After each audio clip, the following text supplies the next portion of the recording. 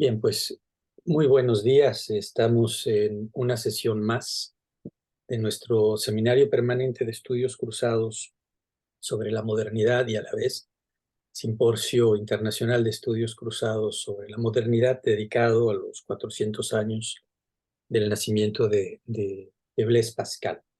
El día de hoy tenemos la conferencia del doctor Jorge Manuel González Hernández de la Universidad Autónoma de San Luis Potosí. Su conferencia está titulada El silencio en la filosofía de Blaise Pascal, una exploración desde una fenomenología del silencio. Y pues adelante, Jorge Manuel, te Bueno, escuchamos. muchas gracias. Muchas gracias, Juan Carlos. Estoy muy honrado, ¿no? de la invitación, de permitirme participar en estos encuentros. Y bueno, también ahí lo digo un poco para sacarme también la presión, es estar a la altura, ¿no? de quienes me han antecedido y quienes me van a suceder en las conferencias. Eh, yo lo que traigo preparado hoy para ustedes es es un texto, ¿no? que confeccione, eh, basado en algunas indagaciones que yo sobre el silencio hice en mi tesis doctoral sobre fenomenología del silencio y que poco a poco he ido aplicando la metodología que allí diseñé en la revisión de autores que, si no sistemáticamente, al menos sí han dedicado algunas ideas en torno al silencio, en este caso Pascal, como bien lo sabemos, ¿no? Entonces, daré lectura al texto. Lo haré de manera pausada también para que se puedan entender algunas de las cuestiones que estoy señalando por acá. Y bueno, espero al final que podamos entablar un diálogo rico respecto de estas ideas que al menos desde mi posición son bastante sugerentes, ¿no? Sobre la categoría del silencio. Bueno, inicio entonces. Pascal y el silencio.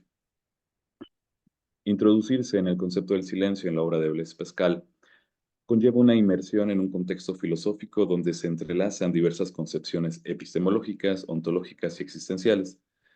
Pascal, como figura central del pensamiento del siglo XVII, aborda el silencio desde una perspectiva que trasciende su mera dimensión acústica para adentrarse en su significado metafísico y epistemológico.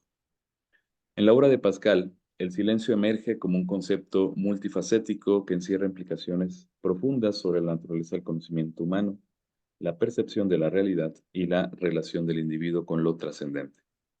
Desde esta perspectiva, el silencio no se limita a la ausencia de sonido, sino que constituye un espacio de reflexión y contemplación que permiten al individuo trascender las limitaciones de la experiencia sensorial y acceder a una comprensión más profunda de la realidad. En su obra cumbre, Los Pensamientos, Pascal explora el silencio como un medio para confrontar la finitud y la limitación del conocimiento humano. En medio del silencio, el individuo se encuentra confrontado con la vastedad y la profundidad de lo desconocido, lo que lo lleva a cuestionar sus propias certezas y a reconocer la inevitable incompletud de su comprensión del mundo. Además, el silencio en la obra de Pascal también se vincula estrechamente con la noción de la existencia humana como un enigma insondable e irreductible. En medio del silencio, el individuo se encuentra confrontado con la realidad de su propia existencia y con la imposibilidad de aprehender completamente su significado y su propósito últimos. En última instancia, el tema del silencio en la obra de Pascal constituye un elemento central en su exploración de la condición humana y de la búsqueda de significado en un universo aparentemente indiferente y misterioso. A través del silencio, Pascal invita al individuo a adentrarse en la profundidad de su propia conciencia y a confrontar las incertidumbres y paradojas que conforman la experiencia humana, reconociendo así la complejidad y la belleza de la existencia. En el transcurso de esta exposición, procederé a identificar y analizar tres modalidades del fenómeno del silencio, tal como las hemos encontrado en la obra de Pascal. Dichas categorías comprenden el silencio de la razón, el silencio de la naturaleza y el silencio inherente al hombre de fe. Esta clasificación se sustenta en las investigaciones de Venturini Marins y Pedro Alba, quienes han abordado de manera exhaustiva la distinción entre estos tipos de silencio en la obra de Pascal, así como las actitudes que el ser humano adopta frente a ellos. Además de basarme en los trabajos previamente mencionados, Añadiré a esta exposición aportes derivados de mi propia investigación doctoral. En ella he explorado una fenomenología del silencio que arroja luz sobre las diversas divisiones temáticas presentes en la obra de Pascal, así como las implicaciones de clasificar el silencio de acuerdo a su modalidad de manifestación. Así pues, doy inicio a la exposición, ya a la parte central.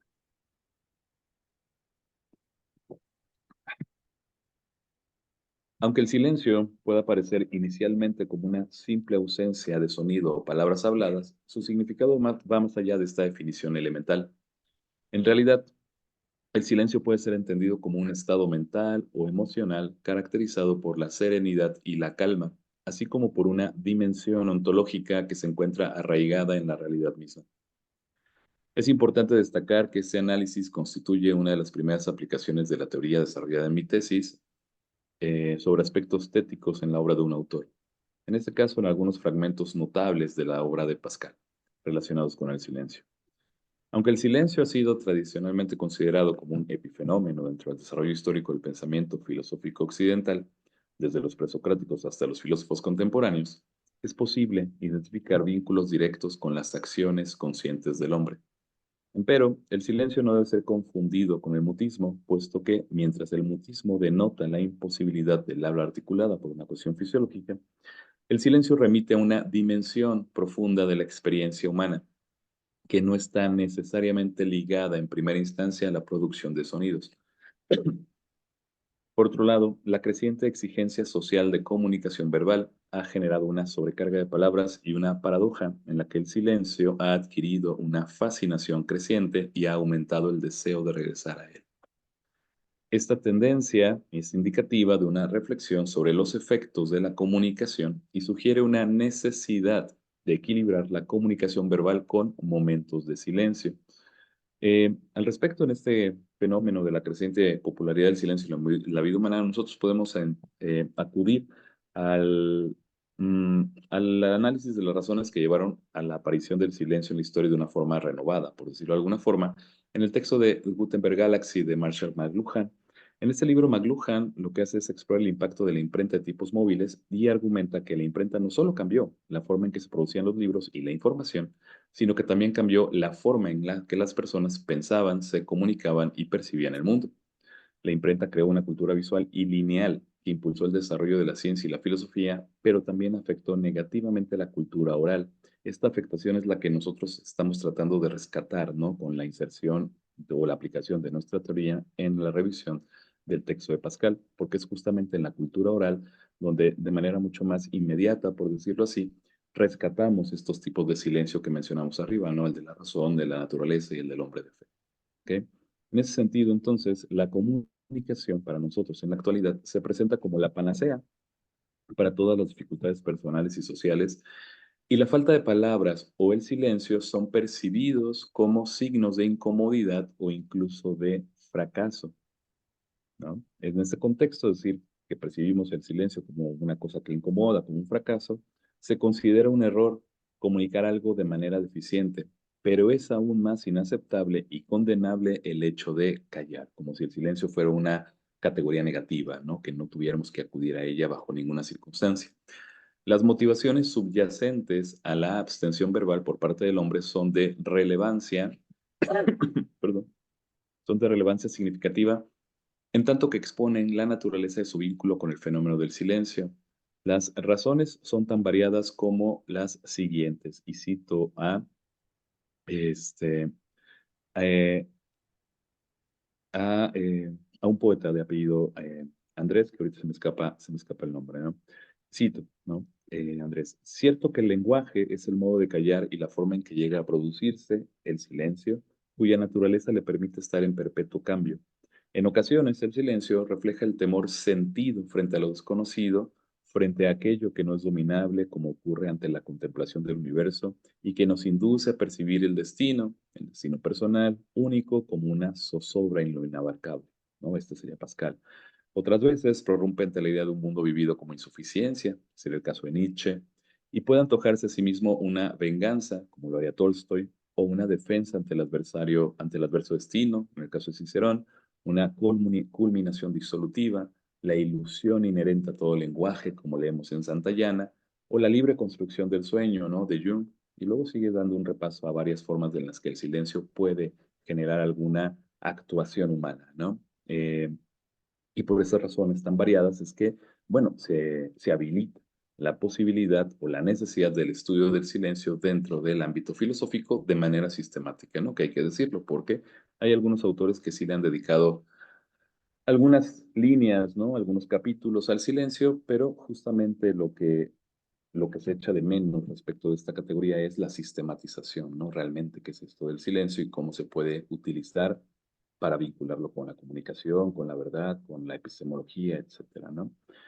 Empero, la ideología de la comunicación tiende a equiparar el silencio con el vacío o con la nada, sin comprender que en algunos casos la palabra es la pausa en medio del silencio. En última instancia, se trata de una ontología que solo se manifiesta cuando se le presta atención y que requiere de una comprensión profunda del papel del silencio en la comunicación y en la vida humana en general.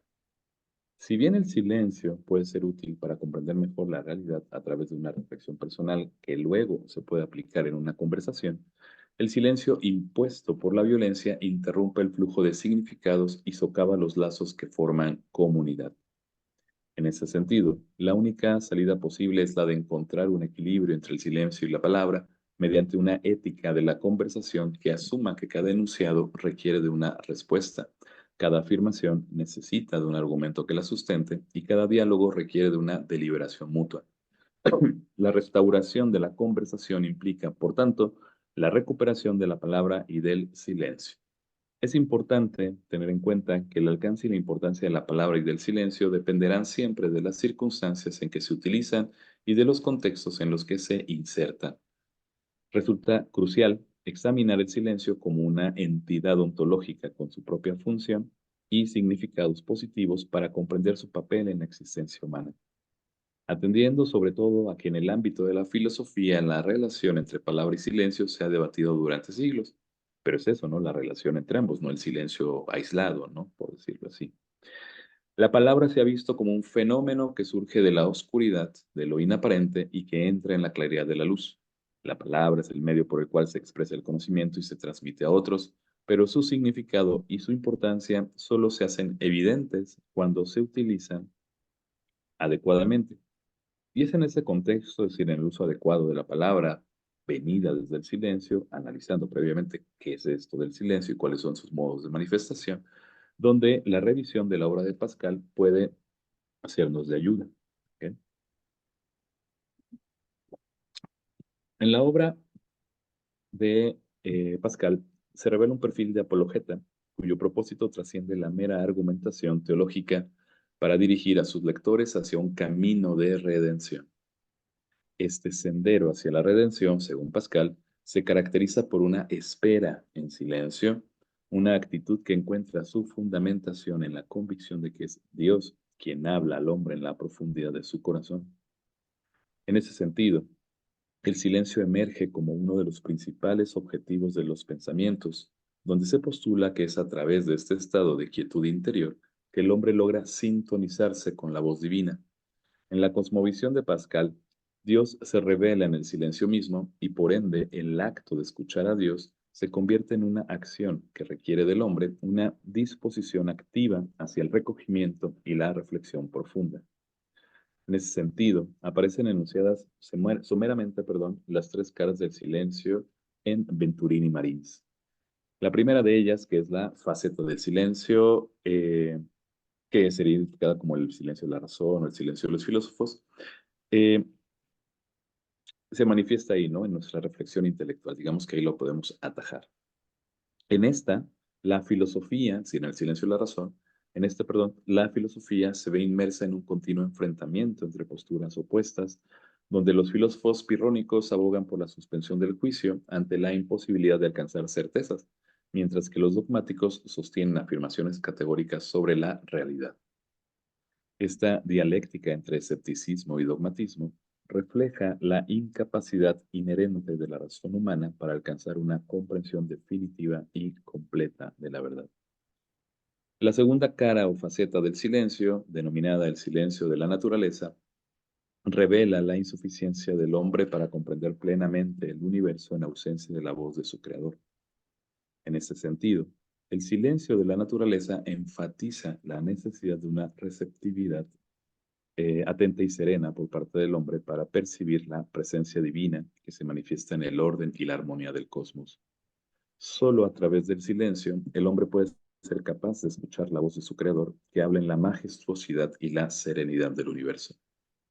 Finalmente, la tercera faceta o cara del silencio, o forma de manifestación, podríamos llamarlo así, conocida como el silencio del cristiano, se caracteriza por su dependencia de la gracia divina, la cual se activa a través de la oración en silencio.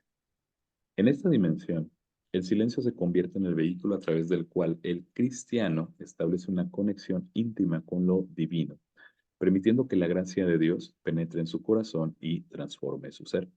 Es mediante la práctica de la oración en silencio que el cristiano abre su alma a la acción del Espíritu, permitiendo así que la gracia divina lo guíe y fortalezca en su camino de fe, que, como veremos, será pues la intención de Pascal al final, ¿no? Llegar hasta ese silencio del hombre de fe, donde justamente nos ponemos en disposición de la aceptación de la gracia divina en nosotros, es decir, en los hombres, para que podamos llegar, ¿no? A este fondo de silencio que es el que él, al que él nos quiere conducir a través de pensamientos, ¿no? Que es una idea, ¿no? Fuerte que está dentro de la investigación tanto de Venturini Marins como de Pedro Alba, ¿no? Es decir, nosotros vamos a encontrarnos en ese espacio de diálogo, si lo quieren así, para poder salir de las famosas aporías a las que nos va llevando Pascal en cada uno de los momentos, en este caso del silencio de la razón, ¿no? Bueno, entonces, digamos que a grandes rasgos esa es como la generalidad de cada uno de los tipos de silencio de Pascal.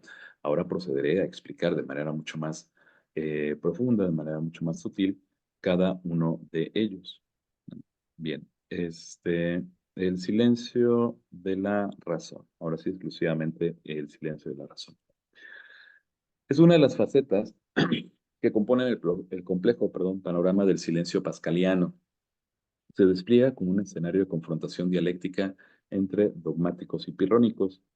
En este contexto se evidencia una paradójica razón doliente, representada metafóricamente como un puñal suicida, que exhibe su propia contradicción y su propensión a censurarse a sí misma.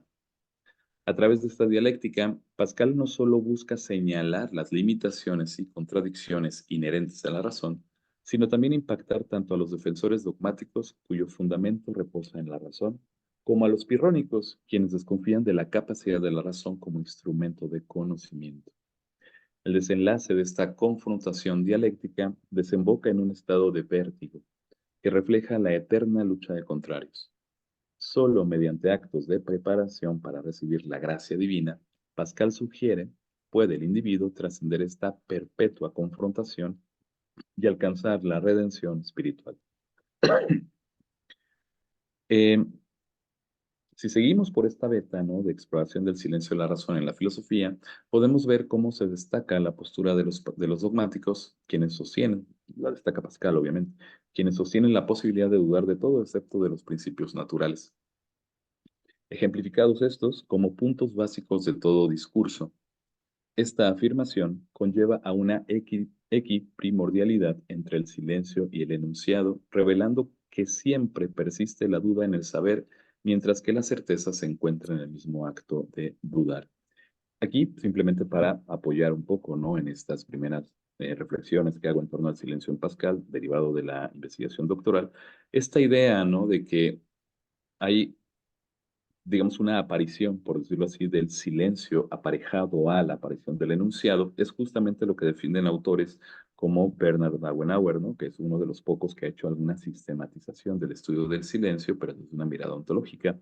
Y él dice lo siguiente al inicio de su texto, cito a Awenauer: argumentaré que existe un silencio no derivativo que es a la vez positivo y complejo.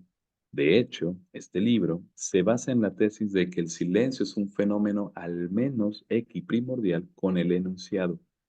El silencio, pues, es algo fundamental, esencial o que existe desde el principio, junto al enunciado. De aquí podemos interpretar que el silencio también juega un papel primario en el desarrollo del discurso.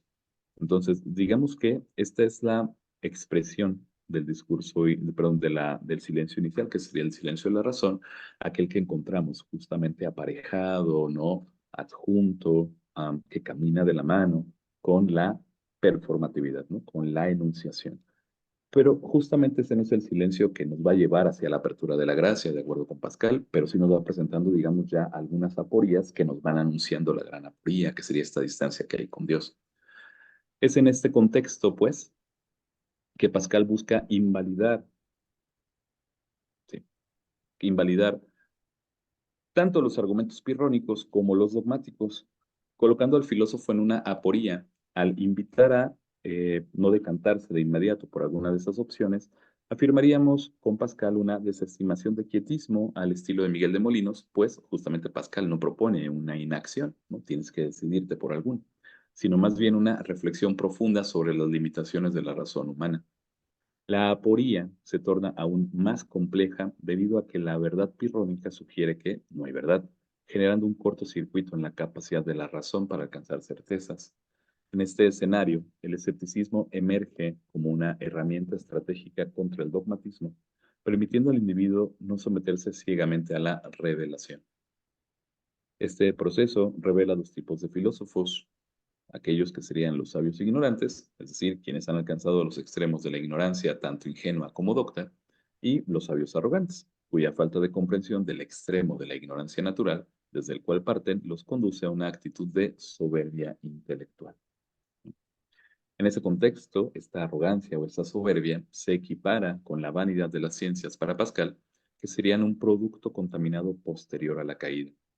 Pascal reconoce que la aporía en la que se encuentra la razón es resultado de la caída, es decir, del pecado original, que generó una debilidad epistemológica que tal vez pueda ser, que tal vez, ¿no? Pueda ser suplida por el silencio.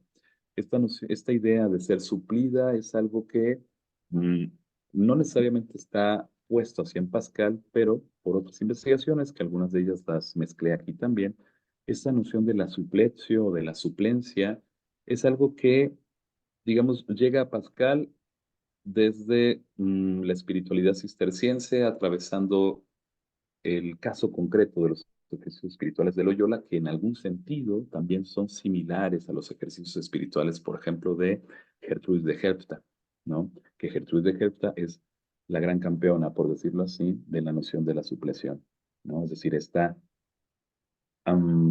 conciencia de insuficiencia respecto de la comprensión de la capacidad propia de la razón desde la perspectiva pascaliana. Entonces, ahí, ¿no? Cuando yo voy investigando estas o tratando de aplicar a esta metodología de mi tesis doctoral en los autores y voy reconociendo como estos puntos de toque, encuentro ciertas nociones que antes se me pasaban de largo, ¿no? Como esta de la supleción, que la veo como una especie de, digamos, de hilo conductor, ¿no? En varios autores que parecería en primera instancia no tener ninguna relación de suyo, ¿no? Pero luego ya cuando identificamos el contexto de Pascal, su educación, el resto de los textos, incluso los textos que los preceden, no solamente de él, sino, no sé, los ejercicios espirituales de Loyola, las mismas meditaciones cartesianas, etcétera, vamos viendo cómo esta idea de lo que es insuficiente, que podemos determinar o podemos denominar con el concepto de la supleción o de la suplencia, ya lo hallamos en esta monja del siglo XIII,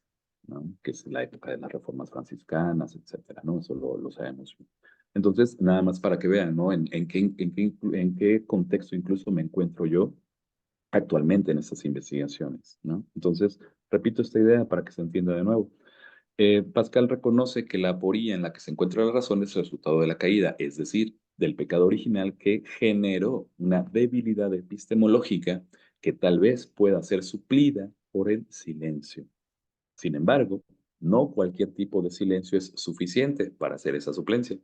Aquí es donde remito a mi tipología del silencio. Desde esta perspectiva, el silencio se presenta como la postura más racional cuando se pretende hablar objetivamente sobre el mundo y sobre uno mismo. Revela nuevamente la condición paradójica del hombre, quien solo puede contemplarse en su fractura ontológica. Entonces, ¿Cómo salir de este escenario tristemente escindido? La respuesta se ha adelantado anteriormente, escuchando a Dios en su silencio. El silencio trágico, por tanto, se convierte en la canción final de una razón que percibe la imposibilidad de elecciones objetivas fundamentales y de un cuerpo que ya ha recibido su sentencia, siempre aguardando en silencio que la mano de Dios se extienda con misericordia para salvar a su creación. Algunos ejemplos que podrían ayudarnos a comprender las consecuencias a las que nos lleva el silencio de la razón serían los siguientes. Por ejemplo, en el pasaje del Evangelio, ¿no? En Mateo 8, 5, 11, la aporía se manifiesta a través de la figura del centurión, quien reconoce su propia indignidad y limitación humana, perdón, frente al poder divino de Jesús. A pesar de su posición de autoridad y control sobre sus subordinados, el centurión admite su insuficiencia para resolver la situación de su criado paralítico. Este reconocimiento de la propia debilidad revela la aporía inherente a la condición humana, donde nos encontramos confrontados con nuestra limitación y dependencia de lo divino. El silencio de la razón se hace evidente en la incapacidad del centurión para encontrar una solución a través de la razón humana, lo que lo lleva a confiar en el poder de la palabra de Cristo como única esperanza de salvación. Aquí de manera muy especial, y esto lo pueden entender también como ciertas personas, ¿no? En ciertas edades y con ciertas afinidades también un poco como las mías, existe pues una canción de hace muchísimos años de una banda de Estados Unidos que se llama Skid Row, que la canción se llama In a Darkened Room, ¿no? Pues en un cuarto oscuro, ¿no? Un cuarto oscuro, un cuarto alejado, ¿no? Y aquí la aporía de esta insuficiencia se refleja en la imagen de desesperación y abandono espiritual pintada por las letras, ¿no? El oscuro entorno descrito en la canción representa metafóricamente la confusión y el vacío existencial, perdón, que enfrenta el protagonista incapaz de encontrar consuelo o guía en la fe divina. Esta sensación de estar más allá del alcance de la fe de Dios, que de hecho ese es parafraseado el inicio de la canción, ¿no? Que está él en un cuarto oscuro, eh, alejado de esta mano de Dios, o sea, como si realmente estuviera abandonado. Ilustra la aporía de la condición humana, donde nos encontramos perdidos en la oscuridad de nuestra propia insuficiencia y separación de lo divino. El silencio de Dios se percibe como una manifestación de esta aporía, evidenciando nuestra incapacidad para encontrar respuestas o consuelo en la razón o en la fe. Que digamos que ese sería el caso, nos diría Pedro Alba, de tener a un hombre sin Dios, ¿no? Que podríamos clasificar de manera muy general como el ateo, ¿no? Sería aquel que justamente dice, no, ni siquiera es que haya una posibilidad de apertura ante una eventual suplencia de mis carencias por Cristo. O sea, ni siquiera considero que haya un Dios que pueda suplir y por lo tanto quedo, digamos, como irrevisible en este abandono, ¿no? No hay nada que me pueda redimir.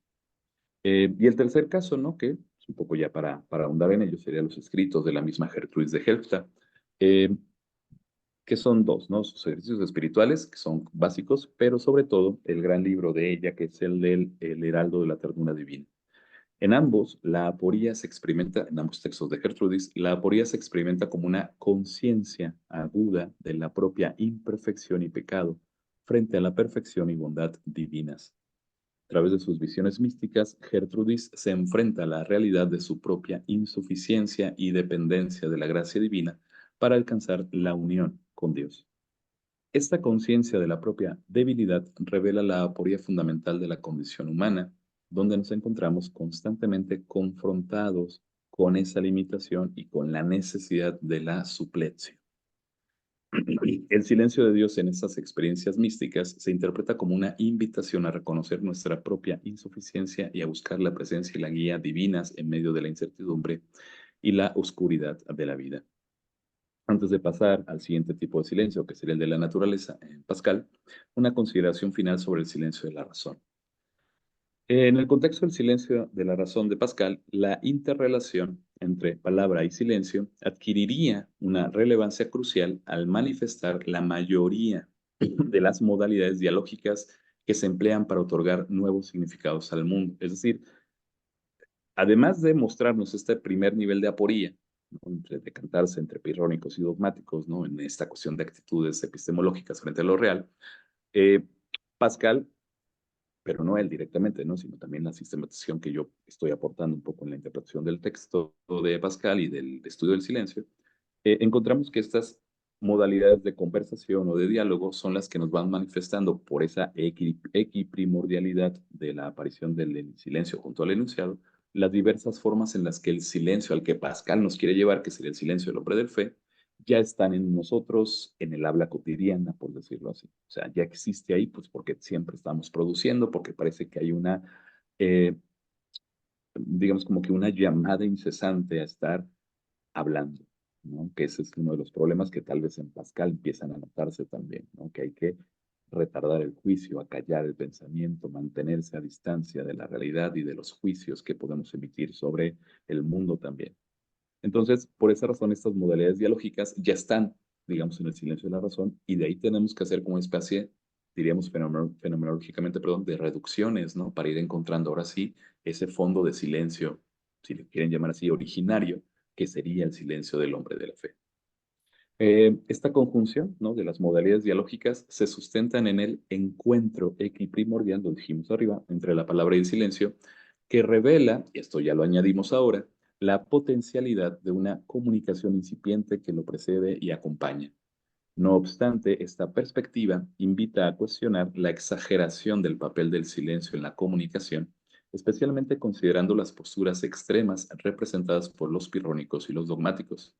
Mientras que los primeros niegan la posibilidad de alcanzar certezas absolutas, los segundos sostienen la existencia de principios naturales inamovibles como fundamentos del conocimiento. En ese sentido, Pascal enfrenta al filósofo a una aporía donde ni la duda escéptica ni la afirmación dogmática logran proporcionar una salida satisfactoria. Autores como Dauenauer, en concordancia con esta visión, sugieren que el silencio debe concebirse como parte de un dominio interconectado que abarca el discurso, el pensamiento y la percepción. O sea, no podemos aislarlo solamente a la aparición del silencio con el enunciado porque estaríamos limitando nuestra comprensión de aquello que es el silencio.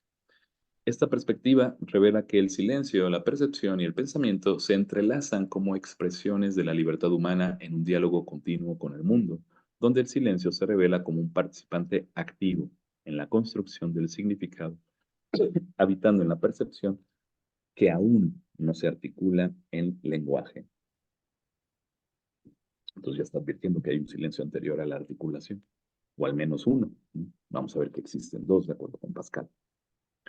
El primero de ellos sería el silencio de la naturaleza, ¿no? Vamos un poco más rápido para que también no nos coma mucho el tiempo. El silencio de la naturaleza revela la desproporción inherente al hombre al enfrentarse con lo infinitamente grande y lo infinitamente pequeño, ambos imperceptibles a través de la observación de la naturaleza, ¿no? Lo sabemos, ¿no? Esta es como la gran máxima de Pascal, que está entre dos abismos. Esta desproporción se manifiesta en la incapacidad del hombre para abarcar la vastedad y la complejidad del universo material. Por un lado, ningún concepto o idea puede aproximarse verdaderamente a la naturaleza, ya que ésta provee mucho más de lo que nuestra razón puede imaginar. Nuestra capacidad cognitiva se ve limitada por la vastedad de la realidad material, y aun cuando concebimos más, estas concepciones no siempre se relacionan con lo real natural, lo que revela nuestra insuficiencia, nuevamente, para comprender plenamente el mundo que nos rodea. Un ejemplo de esta desproporción, muy actual de hecho, es la estructura cósmica conocida como la Niaquea, una inmensa superestructura o un superclúster de galaxias que abarca miles de millones de años luz de distancia. La falta de una imagen clara en nuestra mente sobre la escala y la complejidad de la Niaquea refleja nuestra incapacidad para comprender la verdadera magnitud del universo y en consecuencia nos sumerge o nos sumergiría, así como en el silencio de la razón, en un estado de vértigo que causa fatiga epistemológica.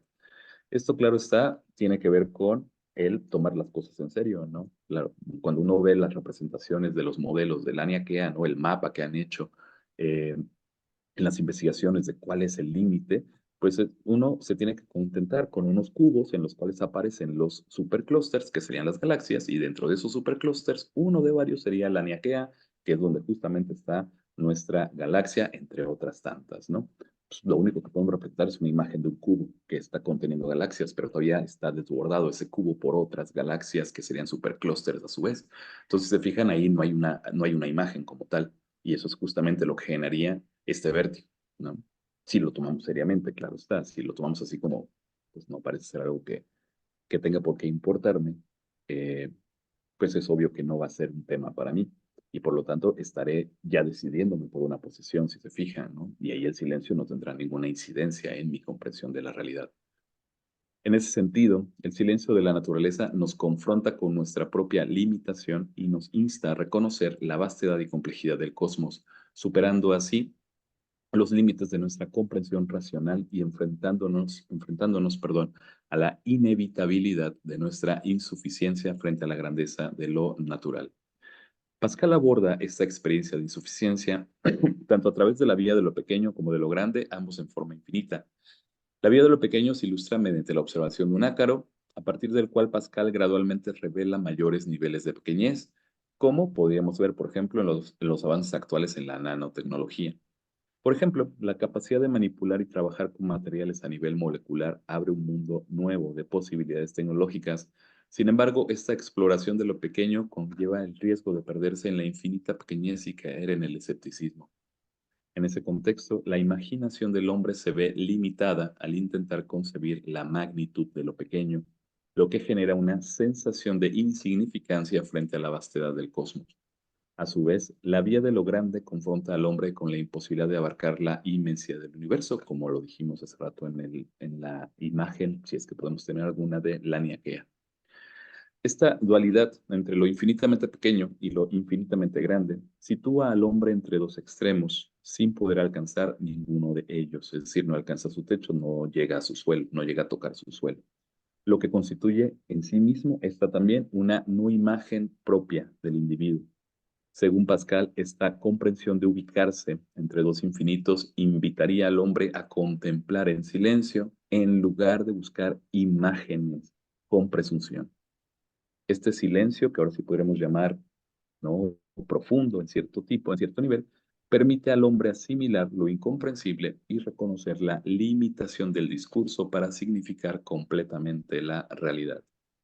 Así, el hombre estará más dispuesto a contemplar ambos extremos en silencio, reconociendo que algunas verdades solo pueden ser mostradas en el silencio más profundo, sin necesidad de ser articuladas con palabras. El enigma de lo infinitamente grande y lo infinitamente pequeño, manifestado en la vastedad del cosmos y la minuciosidad de la materia, nos confronta con la limitación intrínseca de la razón humana. En este diálogo entre lo inmenso y lo diminuto, el hombre se encuentra ante la aporía de su propia insignificancia y su incapacidad para abarcar la totalidad de la realidad. El silencio de la razón se revela como la única respuesta ante este desafío existencial, al menos por ahora, ya que la razón humana se ve superada por la magnitud y la complejidad del universo.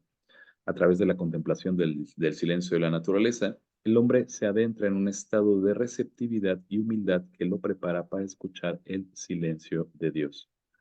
Y aquí simplemente una cita que quisiera traer yo a colación, también como para poder robustecer esta idea, ¿no? Esta cuestión de escuchar el silencio de Dios, que ya nos está acercando hacia el silencio del hombre de fe, es un silencio trascendente que se convierte el mismo ya en el lenguaje último que podemos usar respecto del universo, el cual solo puede ser comprendido cuando la razón ha sido humildemente reconocida como insuficiente. Es así como el silencio se erige como la primera y más racional actitud del hombre para abrirse a la experiencia de lo divino, siendo el puente que conecta la finitud humana con la infinitud de lo trascendente. En este contexto, el silencio de la razón se transforma en el umbral, perdón, de la naturaleza se transforma en el umbral hacia una comprensión más profunda de la existencia y una comunión más íntima con el misterio del ser. Aquí nada más recordar, por ejemplo, lo que decía un cisterciense del siglo XII, digamos, en la misma línea de Gertrudis de Herz y toda esta espiritualidad que les he comentado anteriormente desde la supleción, eh, que se llama Adán de Perseñe, ¿no? Adán de Perseñe tiene un texto sobre el silencio del siglo XII que dice lo siguiente, y así es como inicia, ¿no? Responder a tu demanda insistente, pues porque su superior le había pedido que escribiera, ¿no?, un texto sobre el silencio. Le dice él: responder a tu demanda insistente, hermano muy querido, supone algo que, lo confieso, acometo con mucho temor, porque carezco de la fuerza que da la experiencia y mis conocimientos no son tantos como para ser un entendido. Es mejor que me animes a guardar silencio que pedirme una disertación sobre la naturaleza y la utilidad del silencio.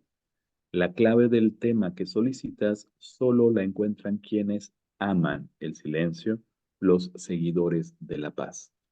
Entonces ya desde ahí, justamente lo quise leer como un antecedente para empezar a hablar ahora sí ya del último tipo de silencio en Pascal, que sería el silencio del hombre de fe. Eh, si atendemos, perdón, a estas palabras o esta recomendación de Adán de Perseñe, pues este silencio del hombre de fe, si lo entendemos desde el silencio y la razón, pues evidentemente vamos a decantarnos, ¿no? Por una cuestión dogmática o pirrónica, en realidad no lo vamos a tomar en serio, va a ser un silencio y ya, nada más, como que es posible teóricamente o conceptualmente o intelectualmente postularlo y se acabó. Pero justamente la clave está cuando dice Dan de Preseñe, esto del silencio profundo, por decirlo así, o silencio religioso, o silencio eh, original, solamente lo entenderían quienes aman el silencio, ¿no? Es una dimensión afectiva, no es una dimensión intelectual. Tienes que amar el silencio, ¿ok? Entonces, partiendo de ahí, leo esta última parte que ya son un par de cuartillas nada más, y con eso terminaría. El silencio del hombre de fe. En el proceso, ¿no?, de la conversión, el malestar del hombre de fe, perdón, el malestar interior surge como una manifestación del sufrimiento inherente a nuestra naturaleza corrompida. Una realidad que Pascal identifica como el silencio de la razón, ¿no? Ya lo vimos anteriormente. Sin embargo, este malestar no es el destino final del creyente, sino más bien un punto de partida, que lo impulsa hacia el silencio como una acción transformadora. Este sufrimiento humano está impregnado de un valor sacramental, como se menciona en 1 Corintios, que señala que ninguna tentación sobrepasa nuestras capacidades y que Dios proporciona una salida para sobrellevarla. En este contexto, el silencio del hombre de fe presenta dos posibles caminos: el rescate por la gracia divina, es decir, la activación de la supleción, o el estancamiento debido a las consecuencias del pecado. Es decir, me mantengo en el silencio de la razón y me decanto por alguna de las opciones que aquel silencio me presenta también como aporía, ¿no? Me contento con ello. Sí, aunque la segunda opción es inevitable, Pascal argumenta que es necesaria, ya que esta experiencia doliente es la que guiará al individuo hacia la verdadera paz, en contraposición al mero entretenimiento superficial. En palabras de Pedro Alba, cito: la novedad de la mirada trágica en pensamientos está en su manera de capturar con un solo gesto, con tan solo un fragmento, la soledad absoluta al fundir lo eterno del silencio con lo infinito del espacio. De ahí la paradoja en el mundo del hombre y en Dios. Lo trágico de lo eterno y de lo infinito es sugerido por su inmunidad contra todo rasgo de mortalidad y finitud, una cruel inocencia que tritura una y otra vez a la humanidad en un universo de riesgo, horizonte que contrasta un exilio inapelable sobre el abismo radical puesto por el silencio de Dios. Ojos henchidos de oscuridad en la figura trágica, espacio infernal en compañía de demonios en el santo, y la dolorosa distancia entre la gota y el mar en las místicas. Cada huella de condición humana está anclada en el silencio eterno. Fin de la cita. Así, el sufrimiento se convierte en un catalizador para la búsqueda de una conexión más profunda con lo divino, llevando al hombre de fe a trascender el malestar inicial hacia una paz auténtica y duradera. En la concepción de Pascal, el silencio no se limita, pues, a la mera ausencia de ruido, sino que representa una experiencia profunda que puede llevar al alma a un estado de deslumbramiento espiritual. Sin embargo, este deslumbramiento solo puede transformarse en humildad si el individuo está dispuesto a someterse y humillarse ante la presencia de Dios. Esta idea de humillación como camino hacia la humildad es una noción central en la espiritualidad cisterciense, particularmente destacada en los ejercicios espirituales de Gertrudis Magna, quien enfatizó la importancia de la humildad como una virtud fundamental para la vida espiritual, argumentando que solo a través de la humillación ante Dios el alma puede alcanzar la verdadera humildad y abrirse a la gracia divina. Es en este contexto donde Pascal distingue dos enfoques del silencio. Uno, sin gracia, donde simplemente representa una pausa pasiva sin repercusiones significativas para el individuo, y otro como una acción activa de adoración, donde el silencio se convierte en una espera expectante de la intervención divina. Así, El silencio se revela como una herramienta poderosa para la conexión con lo divino, pero solo cuando esté acompañado por una disposición humilde y una actitud de adoración hacia Dios. A lo largo de este análisis hemos explorado las tres facetas del silencio en la obra de Pascal, desde su papel en la confrontación de la razón hasta su significado y la experiencia espiritual del hombre de fe. El silencio se presenta como un espacio de encuentro con lo trascendente, donde el individuo puede experimentar una profunda transformación interior. En última instancia, el silencio nos invita a contemplar nuestra propia insignificancia frente a la grandeza de lo divino y abrirnos a la gracia que nos permite trascender nuestras limitaciones humanas. Concluyo citando la imagen que aquí nos puede resumir lo que ha presentado Pascal y que leemos en Job, y cito: "Y se sentaron con él en tierra por 7 días y 7 noches, ninguno le hablaba palabra alguna, porque veían que el dolor era muy grande". Muchas gracias.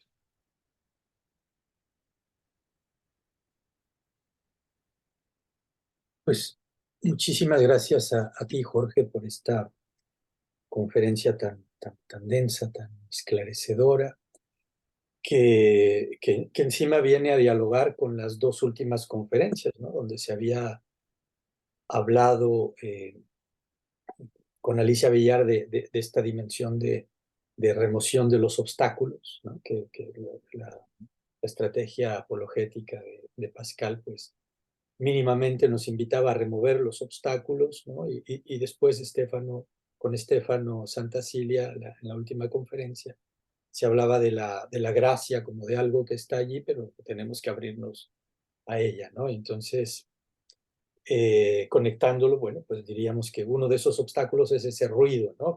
Respecto del que tenemos que hacer silencio para escuchar lo divino. Y de nuevo yo lanzo una pregunta ingenua que, que, para que la conversación comience, ¿no? Y es que Pascal viene en un momento que Alexandre Coiré, te acordarás, ¿no? Ujú. De Alexandre Coiré, que lo vimos juntos hace muchísimos años, ¿no? Sí, sí, Eh, sí. Coiré subraya mucho esto de le silence éternel de ces espaces infini Ujú. m'effraie, porque mientras que el hombre antiguo vivía en un cosmos donde no había ruido, sino música, ¿verdad? Estaba la armonía de las esferas, por lo menos más allá del mundo sublunar, ¿no? En el mundo supralunar, ¿no? En el mundo lunar tendría este ruido, ¿no? Con Pascal se da este estallar. Bueno, Pascal más bien saca las cuentas o tiene la experiencia vital de este haberse quedado el hombre sin el cosmos, ¿verdad? Y de quedar azorado frente al silencio eterno de los espacios infinitos.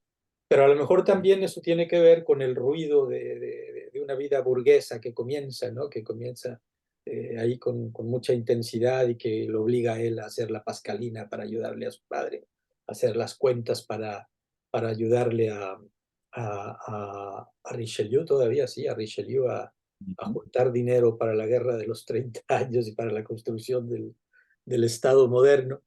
En fin, te lanzo eso como comentario a ver qué te sugiere a ti para ver qué dialogamos luego entre todos, ¿no? Claro, claro, sí. Y bueno, un poco recordando esto de hace muchísimos años, también agradecerte, ¿no? La oportunidad, porque yo me acuerdo que fuiste el primero que me dio esta chance de ir a un Congreso Internacional de Filosofía, apenas siendo un estudiante, ¿no? En Morelia, me acuerdo, en 2005, ¿no? Que justamente andaba yo trabajando cuestiones de la, la influencia de los ejercicios espirituales de Ignacio de Loyola en Descartes, ¿no? Este, y paradójicamente luego fui jesuita, ¿no? Entonces fue así como que todo se conectó en algún punto, ¿no? Eh, bueno, es que esto que mencionas de Coiré, de hecho, ya esas notas no las pude integrar y ahorita no sé si vieron que estaba yo como volteando, estaba yo, "Ay, ¿dónde dejé las notas?" Porque sí las tengo, ¿no? Sobre Coiré, pero al final integré solamente esta de McLuhan, ¿no? Que precisamente cuando viene, digamos, este cambio, por decirlo así, que ya tiene que ver más con la técnica, ¿no? Con la invención de nuevos elementos para ayudar en la tarea del hombre, en la negación de la realidad, como pones tú en el mismo caso de la pascalina. justamente aquello a lo que se está habituado, que de repente pues es una experiencia que yo veo en muchos familiares, que todavía es gente de campo, ¿no? Que a pesar de que hay ruido, pues no es el ruido de una ciudad, por ejemplo, ¿no? No es el ruido de una gran metrópoli.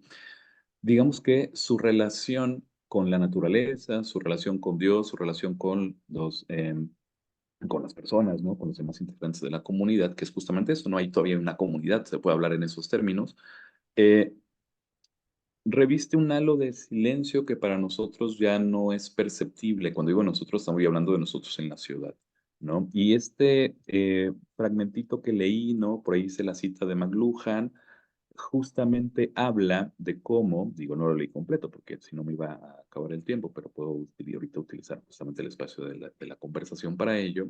Llego a él. Justamente habla cómo está, acá está, esta manera lineal, ¿no? Que empieza a darse a partir de la integración de los tipos móviles, eh, genera que la gente comience a leer en silencio, ¿no? Lo cual es un cambio completamente radical para los estilos de lectura, ¿no? Que se daba en aquellas épocas, en aquellos tiempos.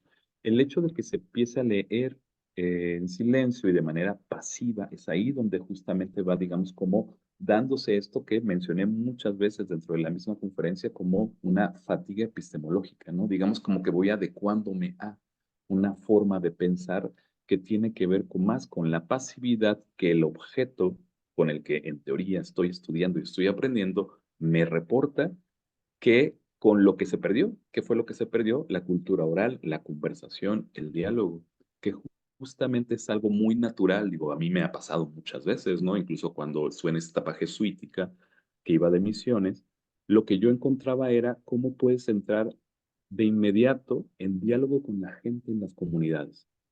Es muy fácil dialogar con ellos, ¿no? Es muy fácil hablar de cosas que parecerían no trascendentes, ¿no? A ojos, digamos, dentro del ámbito académico. Pero de repente parece que dentro de los ámbitos en los que nosotros nos movemos, tendríamos que lanzar la palabra correcta, los términos adecuados, digamos, ir haciendo nosotros mismos estas suplencias, ¿no? O estos huecos de logos en los cuales vamos integrando una argumentación para decir algo con sentido y en el fondo se vuelve también como una cuestión muy apremiante, ¿no? Porque de repente uno mismo, yo ahora, ¿no? Que estoy dando o tratando de dar una respuesta o tratando de dialogar contigo en esta parte, uno mismo se va preguntando, ¿esto que estoy diciendo está abonando a la conversación, está ayudando a esclarecer lo que Juan Carlos preguntó, está permitiendo seguir indagando cuestiones sobre el silencio o nos estamos yendo por otro lado, ¿no? Y simplemente estamos rellenando el espacio, por decirlo así.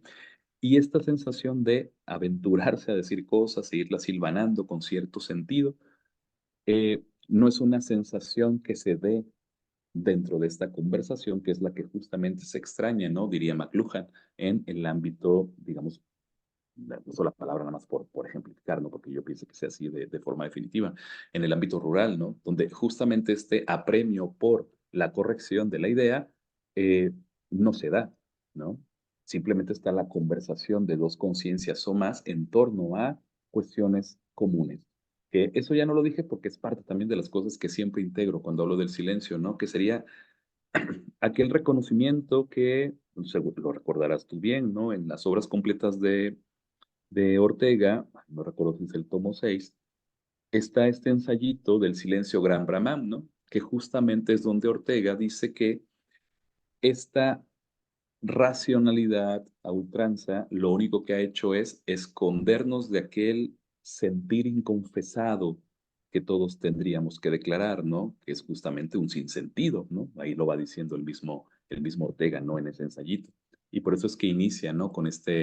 Eh, con esta leyenda que todos conocemos, ¿no? De que llega el gran sabio, bueno, llegan los alumnos con el gran sabio indio, no me acuerdo exactamente del nombre ni nada, pero le empiezan a preguntar que si cuál es la gran verdad, la gran verdad, la gran verdad, y el otro nunca contesta, ¿no? Y diciendo, evidentemente, con esa actitud, ¿qué es eso, no? Una actitud que el silencio es la gran verdad, ¿no? En algún sentido, ¿no? Como para poder acallar tu propia conciencia, y ese acallar es una de estas estrategias, como decíamos hace rato, para ir, digamos, como derribando obstáculos, ¿no? Yo sí leo mucho en Pascal respecto del uso del silencio, esta como estrategia, por decirlo así, para ir derrumbando estos límites o estas trabas, en mi visión de la naturaleza en mi uso de la razón para que pueda llegar a ese fondo de la conciencia en la cual estos diálogos que se van dando en los enunciados y en la performatividad de la vida cotidiana me revela que la única relación que no tengo, digamos, trabajada, ¿no? Con muchas comillas, es mi relación con Dios,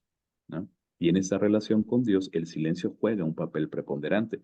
Pero como no todos podemos ser místicos, que ese es el gran problema, ¿no? De hecho, yo ayer platicaba con Estefano en un programa de radio sobre esto, ¿no? Es decir, esa decisión radical, ¿no? Del silencio de un monje cisterciense o de un cartujo, no es una decisión, entre muchas comillas, normal para el hombre de la ciudad.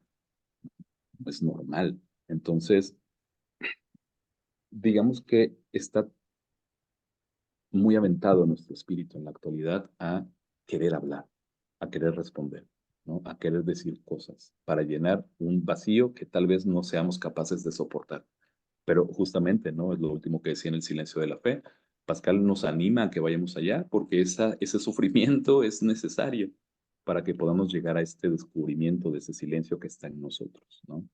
Entiendo yo que de repente, ¿no? Como pasa, ¿no? Pasa cuando estábamos nosotros en tus clases también, hilvanando ideas van saliendo otras, ¿no? Y creo que es parte de lo que se ha aprendido mucho en el quehacer filosófico, ¿no? Me parece a mí, ¿no? Digo, entiendo yo que tal vez no respondí de manera directa, pero espero que también algunas cosas que dije hayan dado pie para seguir conversando también. Desde luego, no sé si ya hay alguien que quisiera sumarse al diálogo. Hago un segundo de silencio para ver si se animan.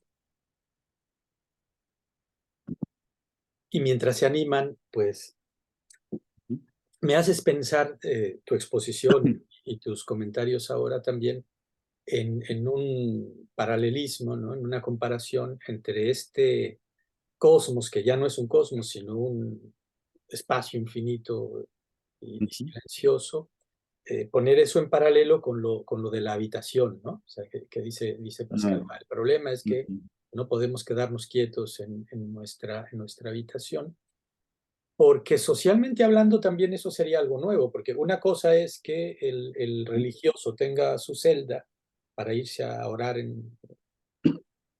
a solas, ¿no? A la ujú, vez que tiene sus momentos de oración en comunidad, mientras que el pueblo pues vive en comunidad, ¿no? O sea, ujú. tiene una misma habitación para que duerman varios, ¿no? No tiene Claro. una habitación propia para sí, ¿no? Ujú, Y también, ya que mencionas a Ortega y a McLuhan, también esto nos permitiría hacer una comparación entre esta civilización del libro, que no es precisamente la nuestra, ¿no? Sino ujú, la claro. civilización protestante que ha hecho del cristianismo una religión del libro, ¿no? Mientras que en la civilización católica hay un libro, sí, claro, pero ese libro se lee en comunidad, Ujú, ¿ah? sí, sí. En un espacio común, ¿no? En el templo, pues, ¿no? Y que eso se refleja, lo subrayaba Ortega cuando fue a estudiar a Alemania y yo mismo y conmigo, pues muchísimos que han hecho esta experiencia, ¿no? De que vamos allá a donde están los que producen libros y nos Ujú, damos cuenta de que en la cultura oral están muy por detrás de nosotros, ¿no? O sea, no ujú, sé, me viene a la mente una vez en Estrasburgo fui a la apertura de un seminario de investigación. Había dos directores de este seminario de investigación de 2 horas, ¿no? Y a los 15 minutos se les acabó el guión. Se quedaron callados, ujú. se miraron, se miraron, se miraron, y como no se les ocurrió nada, dieron por terminada la Terminado. sesión y nos citaron para la siguiente vez, ¿no? O sea, entonces, incapaces de improvisar, incapaces de crear una situación socrática, estos que producen los libros que nosotros ahora leemos, ¿no? Es lo que subrayaba Ortega. Ellos han desarrollado una cultura del libro, pero no han desarrollado, como nosotros, una cultura oral, ¿no? Ujú, Lo malo que a nosotros el CONACYT nos da puntos por lo que publicamos, no por lo que platicamos. ujú, ujú. ¿Cómo ves?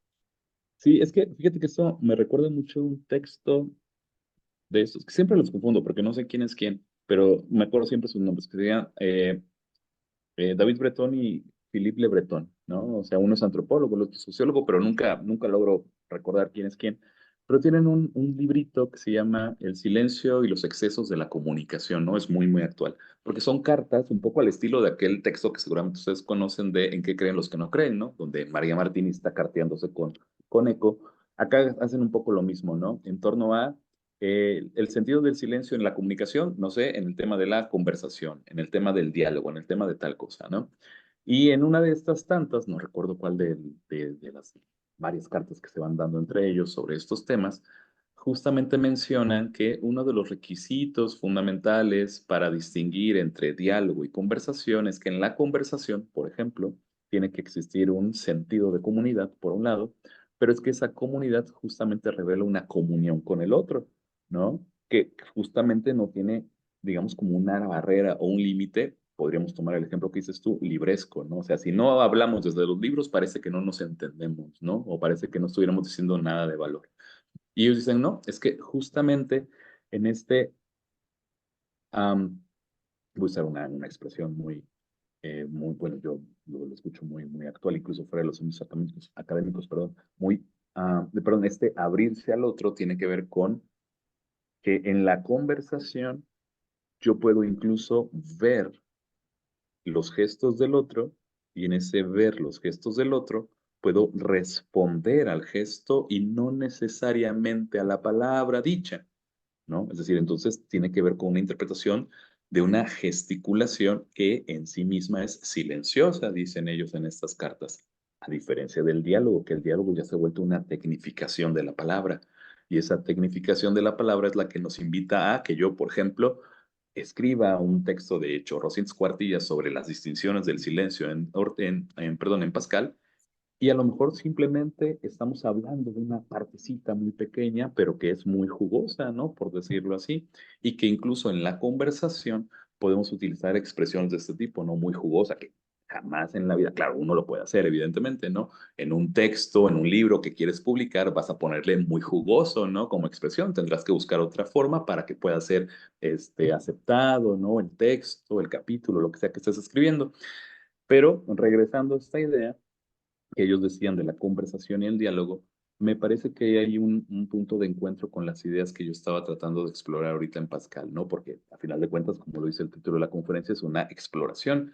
Yo lo que estoy haciendo una vez terminada la tesis del doctorado es, bueno, todos los autores que tengo mencionados en la tesis, ahora vamos a aplicarles esta metodología y esta distinción de silencios, ¿no? Para ver si es que algunos se ubican en el tipo de silencio que solamente enmarca una idea, que es como en este caso, ¿no? Nosotros estamos en una conversación en torno a un tema y estamos reaccionando y haciendo preguntas y contestando en torno a un cuadro específico, ¿no? Y hay un silencio que, digamos, ayuda a la discusión, al debate, a la confrontación de las ideas, etcétera. Pero ese silencio es un silencio de atención, de escucha, porque hay enunciados producidos. No necesariamente es un silencio en el cual nosotros vamos a orar, por ejemplo, ¿no? O que nos vamos a invitar a una conversión mutuamente, ¿no? Si no es ese tipo de silencio, aunque pudiera surgir desde ahí también, ¿no? Entonces, al respecto, yo no sé, mm, podría pensar, por ejemplo, en que llevándolo, ¿no? Para abrir otra aleta de conversación. El silencio pues no se agota evidentemente en la filosofía, ¿no? De hecho, cuando uno revisa los textos sobre el silencio, se van a dar cuenta que pues, la mayoría son teológicos. O sea, la mayoría son teológicos. Es muy raro que encuentres uno filosófico dedicado al silencio, ¿no? Claro, de repente aparecieron en el ámbito académico los textos de Max Picard, ¿no? Por ejemplo, ¿no? Pero digamos, ¿quién conoce a Max Picard, ¿no? Así como, digamos, no es un autor que se trate, ¿no? Este tipo de cosas que ya hemos conversado en algunas otras ocasiones, ¿no? No es un autor que se trate, pues menos van a saber que tiene un texto que se llama El mundo del silencio, ¿no? Que no es un estudio sistemático, más bien es como una recopilación de ideas en torno al silencio, que él más o menos las va sistematizando, no que él haga una sistematización del estudio del silencio, sino que va recuperando ideas que están sueltas en la filosofía, porque es lo único que encuentras en torno al silencio, ¿no? Ideas sueltas respecto de esta categoría. Y en el mundo teológico ya hay mucha más, muy obvio, no es muy natural que sea así, hay mucha más organización de estas ideas, porque la experiencia teológica que implica la vivencia del hombre al encontrarse con esta gracia divina, no me deja en paz, esa es la cosa, ¿no? No me deja quieto, ¿no? En el ámbito de la experiencia religiosa, me invita, me llama a buscar, a salir de mí porque me encuentro fascinado por ese silencio, ¿no? Que es justamente lo que decía ayer con Estefano, ¿no? Es decir, imagínate o imagínense hacer una experiencia de tanda de ejercicios espirituales, ni siquiera los completos que son de un mes, de 7 días, ¿no? El solo hecho de tener la conciencia de que parte de las reglas de esos ejercicios espirituales es, en efecto, estar en silencio durante esos 7 días. Los únicos momentos de conversación son tu guía, digamos como tu puesta en común, ¿no? Que es un día a la semana, y tu examen de conciencia y luego el acompañamiento espiritual del examen de conciencia. Son los únicos momentos en los que hablas y no pasarán de media hora cada uno y ya. El resto del día estás en silencio, ¿no? No es una experiencia a la que estemos acostumbrados de manera natural, por decirlo así. Entonces ahí ya empezamos como a gozar, diría Ignacio, perdón, San Ignacio, diría San Ignacio, esta profundidad del silencio, ¿no? Y esa experiencia no es una experiencia que te deje quieto, es una experiencia que te confronta, ¿no? Es una experiencia que te llama a ver la realidad de una manera distinta, que es justamente lo que no hacemos con este silencio de la razón que expuse en la conferencia, ¿no? Pero por ahí va un poco la idea, ¿no? Mis exploraciones, mis indagaciones van más ya en la actualidad sobre la cuestión del silencio que yo he llamado profundo, que sería este silencio de la fe, por decir así. Por ahí vamos, ¿no? Gracias, Carlos. No sé si hay Pues de muy tu parte otra idea. interesante, pero invito a quienes nos acompañan a que no Eh, tengan tanto silencio. Viviana. sí, bueno, yo desde una reflexión un poco improvisada, porque entré tarde a la conferencia, pido disculpas, pero recién llego. Y basándome quizás un poco en el recuerdo de algunas cosas, eh, me pregunto, y le pregunto a Jorge, que capaz que ya lo ha dicho, si no hay una gran relación entre el silencio y la obra, porque en el Génesis se habla del silencio, del caos, y después la palabra, la obra, hágase, hágase, hágase. Y que si así, de ese mismo modo, no lo veía Pascal, porque realmente me parece interesante ese silencio que él plantea como, no como un reclamo.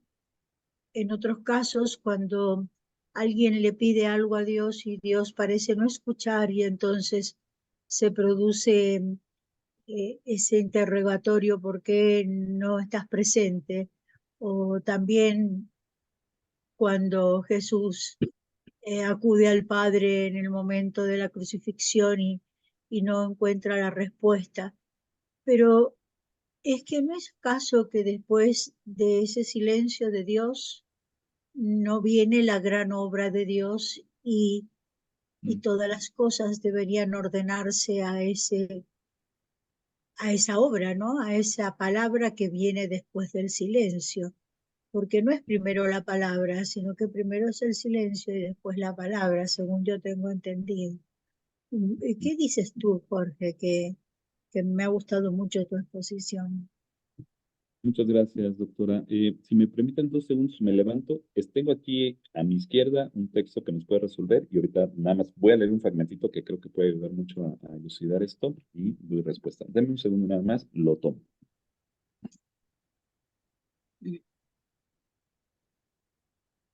Perdón, ya regresé. Aquí está, ¿no? Está bien, no hay problema. No sé si lo ven. Es el exilio de la En el palabra, siglo de la palabra. ¿no? De André Neher, que es justamente un análisis del silencio bíblico y de la, bueno, y después de que hace un análisis del silencio bíblico, lo lleva justamente hacia revisar qué fue lo que pasó en Auschwitz, ¿no? Desde la noción del silencio. Es muy interesante esta parte. Pero justamente tiene usted toda la razón. O sea, la palabra justamente es una palabra de creación que viene desde lo que Dios es, que sería el silencio. Y aquí nada más quería yo recordar lo siguiente. Fíjense, y ahorita doy respuesta. Ahí, dentro del capítulo 2 de este texto, que es la semántica del silencio, es decir, las dimensiones que el silencio puede adoptar de acuerdo con él, una de esas formas es el ser mudo, ¿no? Y dice él lo siguiente: entre el silencio inerte de la nada y el silencio energético del ser, adivinamos que ha de haber no solo una relación dialéctica, sino una suma infinita de variantes que derraman el silencio en las dos direcciones opuestas de la nada y el ser. Y esa dimensión es precisamente la que encierra esta pareja terminológica que designa en el silencio y dice en hebreo el alam, ¿no? Alam con M al final. Y el hasterpanim. Esas dos palabras en hebreo refieren a un silencio específico. El alam será el, digamos, como el silencio de los hombres, es nuestro balbuceo, por decir así. Pero justamente, y es aquí donde viene esta clave, ¿no? Que te da como una vuelta de tuerca, dice Ner, pero ese es nuestro silencio de balbuceo, ¿no? De incomprensión respecto de la creación, ¿no? De la obra de Dios, el alam. Pero los rabís, ¿no? Los maestros de la ley, lo usan, este mismo concepto, para evocar, dice, el silencio de Dios en una de sus formas más desconcertantes y más lógicas a la vez, que sería el silencio de Dios en el martirio. Entonces, ese alam, que de hecho la misma expresión habla de como una especie de interjección cuando uno lo pronuncia, es desde el asombro, ¿no? Ni siquiera hay una producción de palabra inmediatamente, porque eso vendrá después, digamos, de salir de este asombro, que es justamente lo que nos pide Pascal. Este vértigo al que nos va llevando a través de los tipos de silencios que he enunciado, van a llegar hasta este último, que sería el silencio del hombre de fe, y frente a la magnitud de la obra de Dios, lo único que haces en una primera instancia es proferir una expresión como de asombro, no más, porque ahí no hay una palabra como tal, no hay una articulación de sentido, ¿no? Que eso es un tema que trabaja, por ejemplo, Jean Ladrier, perdón, en un texto que se llama así, ¿no? La articulación del sentido. Y es trabajo de quien quiere estudiar el silencio, como en este caso aquí su servidor, ver, porque es ahí donde estoy también, ¿no? Es un poco la respuesta que hasta este punto puedo dar, cómo ese salir de este asombro inicial produce la posibilidad de la articulación, pero incluso anterior a la articulación, que ya es donde podría entrar el silencio de la razón y nuestra posición dogmática, pirrónica, etcétera, según Pascal. Anterior a eso, como bien dice usted, hay un silencio que es el que está dando sentido incluso a la posibilidad de la articulación, pero también dio sentido a mi primera expresividad, que sería esta del ¿no? Que él lo traduce como un alam. Pero más aún, el otro término del silencio, que es el hasterpanim, dice, es la expresión bíblica más frecuente para designar el silencio de Dios. Entonces es aparentemente mudo, pero es solamente eso, ¿no? Aparentemente mudo. Y, perdón, es que me moví aquí la camarita. Y en el sentido, un poco ya para ponerle, ¿no? Ya no tanta cuestión cabalística en la interpretación, ¿no? Un poco más, digamos, aterrizado a lo concreto. Eh, en el Génesis, como sabemos, pues se describe con una especie de estado primordial de oscuridad y vacío, ¿no? Donde podríamos equiparar, que no es exactamente lo mismo el silencio con la oscuridad o el silencio con el vacío, ¿no? No es exactamente igual, antes de que Dios creara el universo. Para eso tendríamos incluso que recurrir a textos como el de Gibbone, ¿no? Que hace una historia de la nada, donde justamente va diciendo que así como a la nada se le ha separado, se le ha alejado de la conversación filosófica, de esa misma forma se le ha hecho al silencio, ¿no? Y algunas interpretaciones sabemos que esta nada o este vacío o esta oscuridad está relacionado con el silencio absoluto, donde todavía no había creación, no había sonidos. Pero no sé si esa, si se fijan, es una imagen que nosotros en tantos seres humanos podamos tener, ¿no? O sea, me imagino a alguien que entra en una cámara anecoica, por ejemplo, ¿no? O sea, los experimentos que se han hecho, yo no sé cuánto tiempo podría durar un ser humano dentro de una cámara anecoica, ¿no? Como al menos tener esta experiencia de un silencio absoluto, ¿no? Si es que en efecto eso que sucede en la cámara anecoica es de suyo silencio absoluto, ¿no? Por ejemplo. Entonces, al no tener esa referencia o esa imagen, pues también para mí se vuelve problemático y es por eso que hemos dicho que la decisión radical, perdón, la decisión radical de la no performatividad, de la no articulación, de la no expresividad, es una de esas experiencias que desde una posición meramente humana no parecen adecuadas, ¿no? Pero también, perdón que insiste en ellos, que ayer justamente que estaba en grabación de un programa de radio con el doctor Santacilia sobre cuestiones de filosofía de la religión, hablábamos del silencio y llegábamos a una conclusión en algunos aspectos sobre, ¿acaso no será que nosotros en realidad estamos llamados a callar en lugar de hablar? ¿No? O sea, era una de las conclusiones que teníamos al final del programa, porque dijimos, bueno, parece que no estamos llenando más allá de cosas sabidas o de perogrulladas, diríamos con Camus en uno de sus textos, el mundo.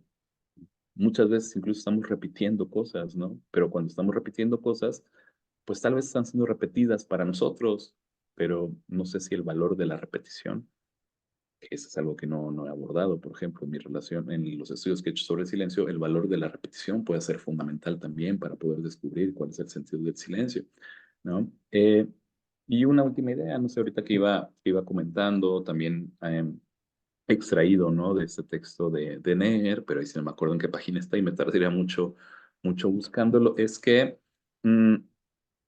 esto que se refería, ¿no? De que Dios dijo, hágase la luz, podría interpretarse como que este acto de creación desde la palabra podría implicar un contraste con un silencio previo, ¿no? Es decir, como que en efecto, antes de la pronunciación de la palabra hay un fondo de silencio original, ¿no? Y ese fondo de silencio original es el que el monje estaría más cercano a encontrar en su vida monástica, ¿no? Por ahí, no recuerdo si esto alguna vez lo platiqué con Juan Carlos, no lo digo por presunción ni nada, simplemente yo también en algún momento, antes de estar con los jesuitas, pedí ingreso a la Cartuja, por ejemplo, en Argentina hay una Cartuja, ¿no? En Córdoba, me parece, ¿no? Entonces, pedí ingreso a el solo hecho de estar en una cartuja es una experiencia que yo jamás había sentido, yo creo que nadie, pero sí te pone frente a la antesala de esa radicalidad, ¿no? Porque, porque justo es este derribar los obstáculos, ¿no? Porque la primera semana que estás en una cartuja, lo único que haces es recriminarte si lo que estás haciendo es una buena decisión, ¿no? No piensas en otra cosa, simplemente tu cabeza está llena de recriminaciones, ¿no? Porque justamente no estás todavía, perdón la expresión, entrenado en la oración a ese nivel, ¿no? Por decirlo así. No estás habituado a que en efecto tu vida de fe sea hasta ese nivel tan radical una vida de fe más el silencio. Porque en la ciudad yo puedo tener mi vida de fe y voy al sagrario, ¿no? Voy los jueves a hora santa, etcétera, ¿no? Hago todo lo que hace un católico. Pero pues no hay silencio, salvo en esos momentos, ¿no? Y digamos, perdón si me extiendo, ¿no? Digamos que esta parte, em,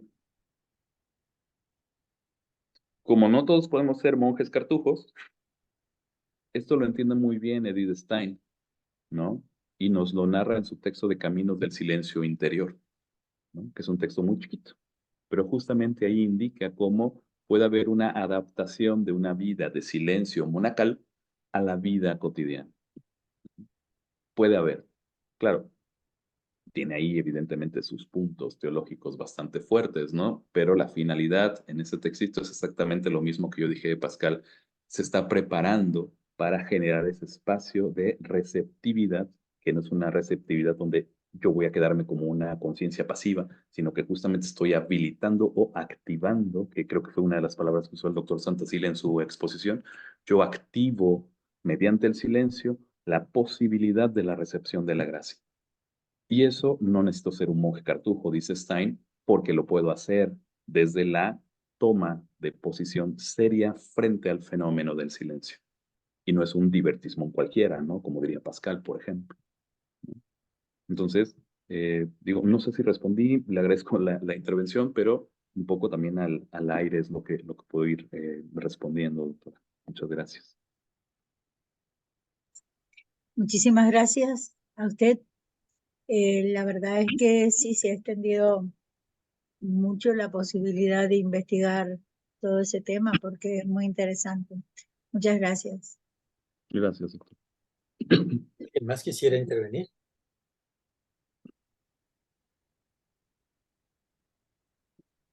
Bueno, Yo Si me me permite, Juan lanzo. Carlos, Sí, sí, adelante, adelante. quería, bueno, disculparme porque no escuché toda la exposición, pero agradecerle porque en los pocos minutos que estuve escuchándolo, eh, bueno, provocó el detener el ruido mental, Ujú. ¿no? Eh, y yo le quería decir, no sé, porque en esta investigación suya, Ujú. eh, compartir esto que me despertó y que en realidad yo creo que lo ha dicho, ¿no? Estamos seguros de que el silencio no es la voz de lo divino, y le pongo voz, digamos, porque necesito expresarlo, pero ¿no será el silencio, digamos, trayendo un poquito también lo que preguntaba Viviana y toda la respuesta? ¿No será esa la voz de Dios, digamos? Porque Pascal en algún punto de sus textos habla de la incapacidad que tenemos para permanecer en silencio. Es decir, es justamente una impotencia nuestra de poder dialogar con Dios, en la manera en que Dios es. Ujú, claro. Entonces, la forma de comunicarme con Él, bueno, algunos dicen es de una manera, otros de otra. A veces el mismo movimiento, a veces las experiencias, los afectos. Cada uno lo ve así, pero en la profundidad en que está dicho en esta sesión de hoy, eh, el silencio es, colijo eso a lo que me llama lo divino para poder dialogar con él. Dialogar y sigo poniendo palabras que son absolutamente humanas. La voz, el diálogo. En el silencio no habría voz, sin embargo es un grito, ¿no? Que está ahí expresado como desesperante, ¿no? Eh, Nada, es eso, quería. Y también lo analogaba con el desierto y también lo analogaba con la nada. Silencio, silencio, nada, desierto, ¿no? Es como que lo divino no tiene forma, no tiene color, no tiene una sustanciación como la que nosotros podemos, entre comillas, imaginarnos, porque necesitamos conocerlo. Y capaz que nos está diciendo, miren, si así en Ujú. silencio me encuentran. Claro. Sí, de hecho, retomo, perdón, no sé si ya terminó y puedo Sí, abonar sí, algo. simplemente es Ok, interdialogar contigo nada más. sí. Sí, retomo, bueno, respondo dos momentos. La primera, muy rápido, sobre todo esto último que menciona de la soledad, me recordó mucho a los padres del desierto, por ejemplo, ¿no? Que justamente ellos lo que hacen es salirse, porque ya hay una configuración, por decirlo así, una estructuración de la fe, y entonces ellos justamente ya no tienen posibilidad de martirio en algunos casos, ¿no? Y entonces van a la soledad del desierto a encontrar aquella, como podríamos retomar las palabras que acaba de decir, aquella voz de Dios, que sería el silencio, ¿no? Porque ya no la ven en la estructura de la fe de la ciudad, por decirlo así.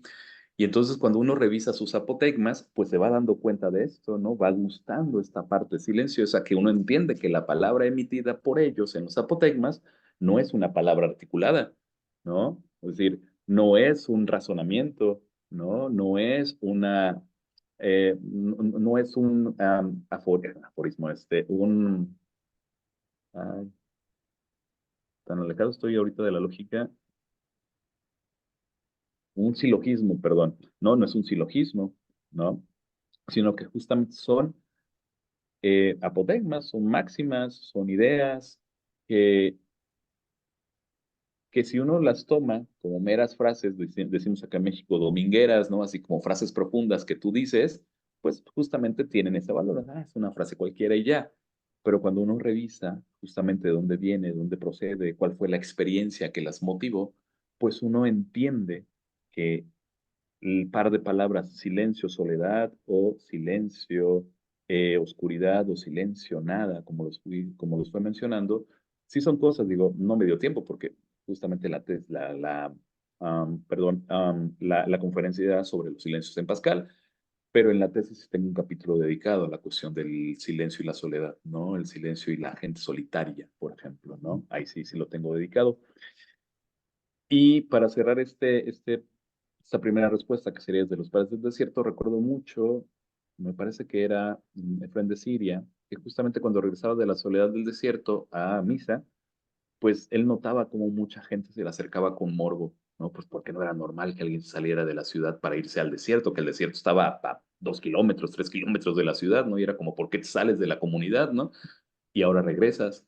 Y entonces, como notaba este morbo en la gente de que lo tachaban de loco, pues él ya, desde esa experiencia profunda de oración y de encuentro con Dios que tuvo en el desierto, lo único que atajaba a decirles era, cuando descubría que venían con ese morbo, de no tengo palabra para ti, ¿no?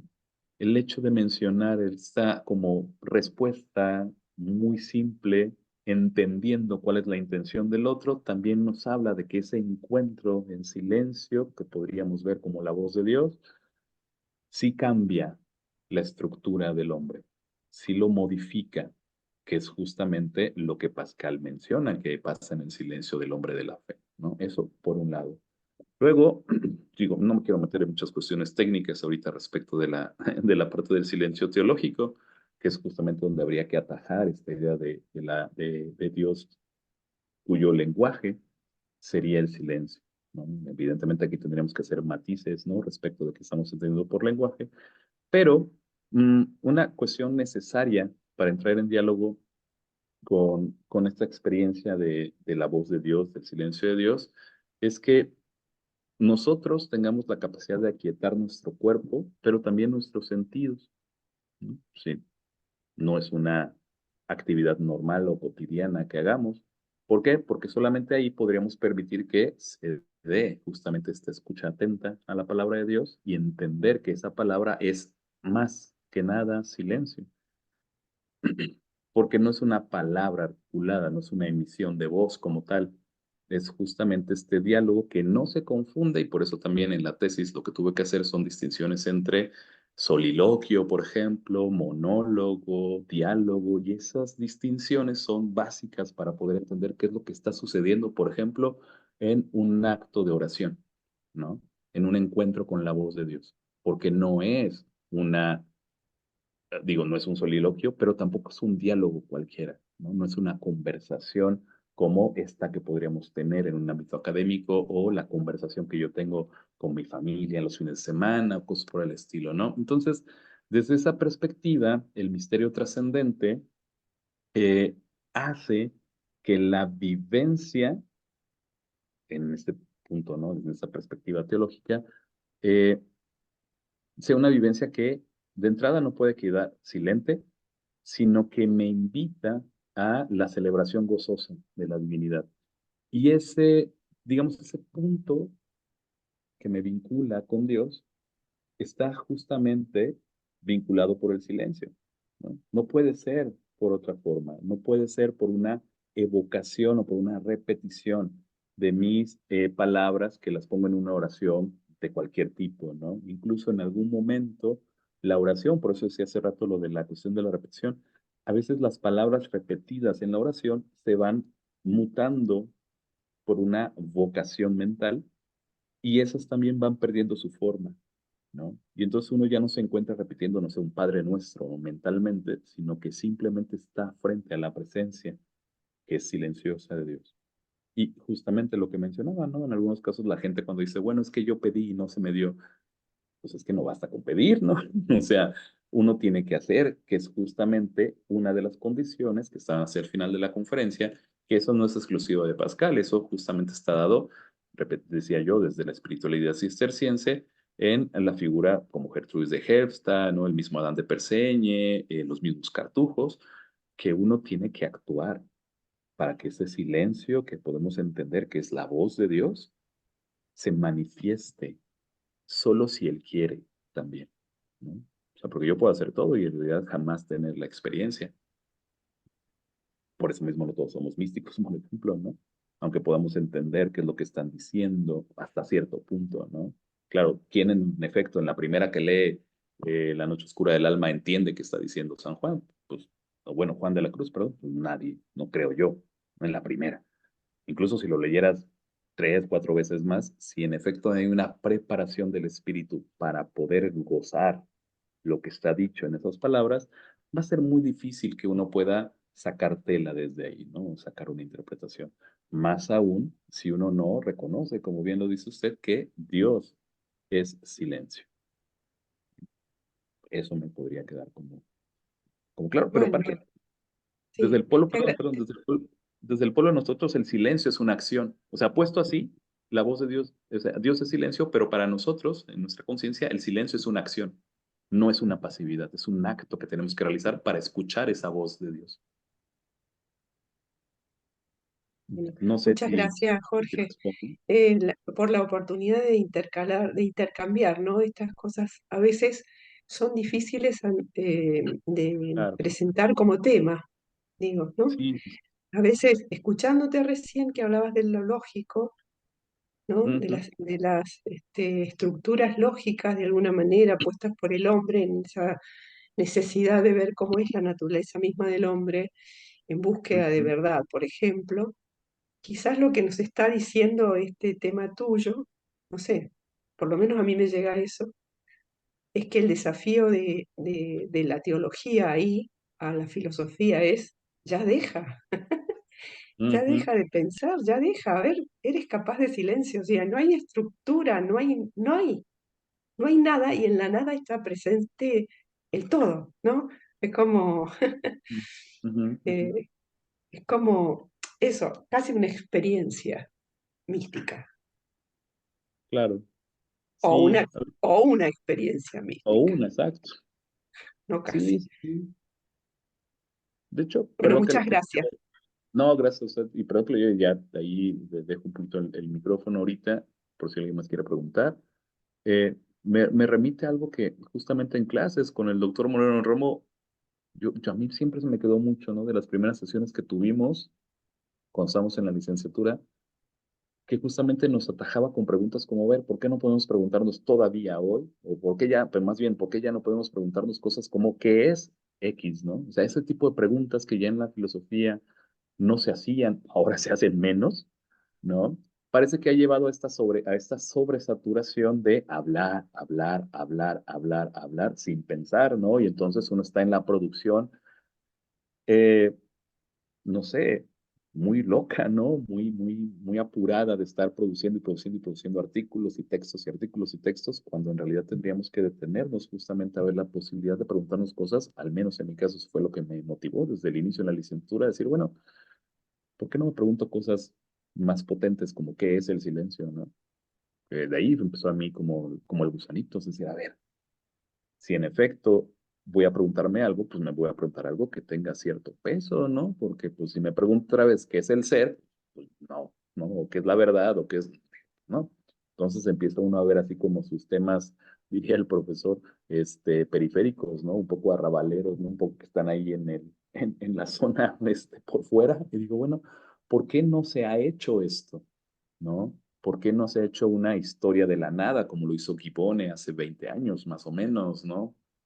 Y me parece ahí que el valor de una enseñanza filosófica que privilegia el silencio, como lo diría María Montessori, por ejemplo, María Montessori tiene unos textos sobre pedagogía y silencio, ayudarían, ¿no? Abonarían mucho en, digamos, regresar esa potencia del silencio en la formación, ¿no? En la educación.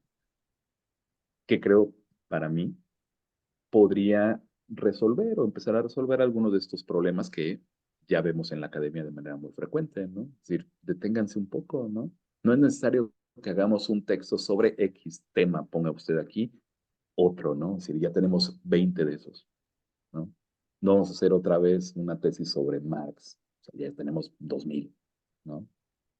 Con todo el valor que pueda tener las ideas de Marx, evidentemente, ¿no? No estoy diciendo como tal el tema, sino que en efecto haya una recuperación, al menos así lo veo yo, del sentido del quehacer filosófico que me parece que el silencio puede abonar mucho en ese caso.